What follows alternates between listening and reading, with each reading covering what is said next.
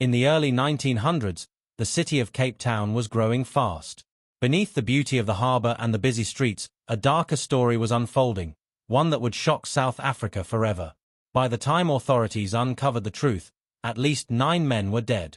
The man responsible was not a criminal mastermind hiding in the shadows, but a respected businessman living in Sight Plain. His name was Pierre Basson, the oldest of 4 siblings of farmers Johannes and Anna Basson, born on the 3rd of January 1880. He came from a respected family of Huguenots who were early settlers of the Cape Colony and was generally regarded well. However, Basson started exhibiting violent tendencies from an early age in the form of cruelty to animals. Afterwards, he stopped committing violent offenses for several years but gained a reputation as a petty thief, which caused issues at home. Despite his criminal tendencies, Basson exhibited above-average intelligence at school and later graduated from one of the most prestigious colleges in the Cape Colony. On the 15th of October, 1900, when Pierre was around 20 years old, his father died after a short illness, leading to Pierre receiving life insurance. A couple of years after his father's death, Basson won lottery and used the money to buy a farmhouse, from where he managed the family business. As an adult, Basson started working as an insurance agent and rent collector and would frequently convince various acquaintances to insure themselves in his name. At first glance, he seemed successful and trustworthy, but behind that respectable image was a disturbing pattern. One by one, people connected to him began disappearing or dying under suspicious circumstances.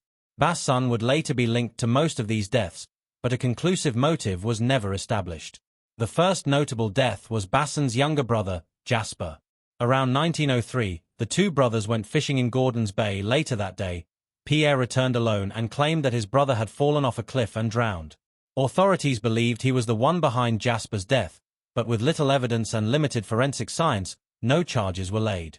Not long after his brother's death, Basson went traveling with a friend named Bosman, but again returned by himself, claiming that his friend had died in an accident.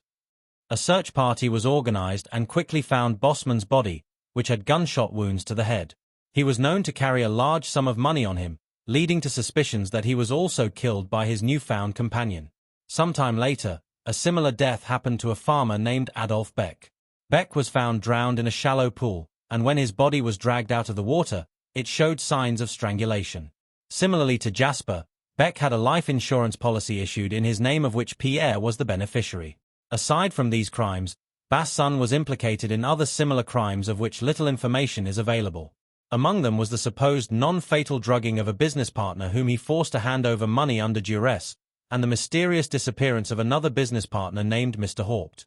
Haupt vanished after collecting money from a third party and delivering it to Basson and has never been located since.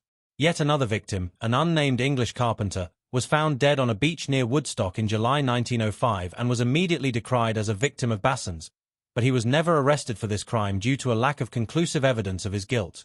One alleged survivor of Basson's crime spree was another traveling companion, a Mr. Retief. Basson invited him on a walk along the veldt, supposedly intent on recruiting him for an upcoming murder, but instead attempted to sedate the man with a handkerchief coated in chloroform. Retief noticed this and quickly ran away but seemingly did not report this incident to the police. On the 22nd of January, 1906, an elderly German farmer named Wilhelm Schaefer departed from his farm in the Cape Flats area to Basson's residence in Claremont to facilitate the sale of his farm. Schaefer left his cart and horses in the care of a blacksmith, saying that he was going to the Basson residence. That same night, Basson was observed lighting a fire near his residence using paraffin wax, supposedly to get rid of evidence. After failing to appear in the next couple of days, Basson was questioned about the man's whereabouts, whereupon he said that Schaefer had gone to Kimberley. While investigating the mysterious disappearance, local police were inundated with numerous anonymous letters implicating Basson in Schaefer's supposed murder.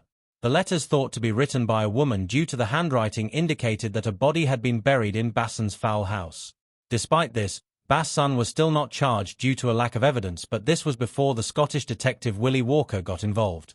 On the 10th of February, several officers went to his residence to dig out the fowl house, as they had received a tip from a woman named Caroline in which she claimed to have overheard Pierre ordering somebody to help him bury a body there. About half an hour after the dig began, he suddenly started apologizing to his mother and went to a nearby room. There, he retrieved his brother's Bergmann pistol and, after admitting that he was guilty and implicating his best friend as an accomplice, he shot himself in the mouth, dying instantly. Eventually, authorities found Schaefer's naked body covered in quicklime, which bore signs of being drugged and strangled. Family members would later claim that they had seen Pierre digging in the fowl house over the previous week, but all claimed that they were unaware of what his actual motives were. Following his suicide, Basson was implicated in at least 9 murders over the course of 3 years. 3 men alleged to be his accomplices in Schaefer's murder: Basson's best friend Tobias Toby Lou, Hendrik Christian van Holt, and a Malay servant named Abdullah, were later arrested for supposedly burying the man's body in the fowl house. In the end, charges against Van Holt and Abdullah were dropped and only Lou was set to stand trial but was acquitted of all charges and released. Pierre Basson's crimes shocked South Africa during a time when serial murder was barely understood. His case revealed how greed, manipulation, and violence could hide behind the respectable.